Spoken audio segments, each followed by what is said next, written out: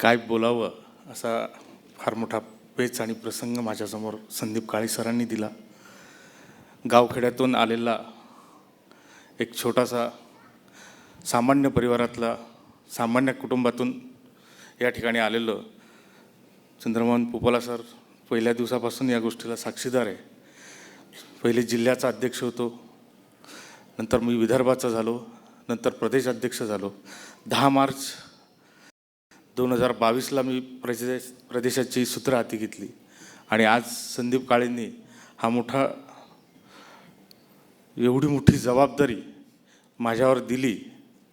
मी खरोखर त्यांचा अत्यंत ऋणी आहे आणि ही जबाबदारी पेलण्याची सगळी शक्ती आपल्या सगळ्यांच्या ताकदीनं मला मिळो आणि येणाऱ्या काळात खरोखर प्रत्येक पत्रकारासाठी कामं करण्याची शक्ती आपल्याकडून मिळो. एवढंच मी 2 शब्द बोलतो आणि थांबतो.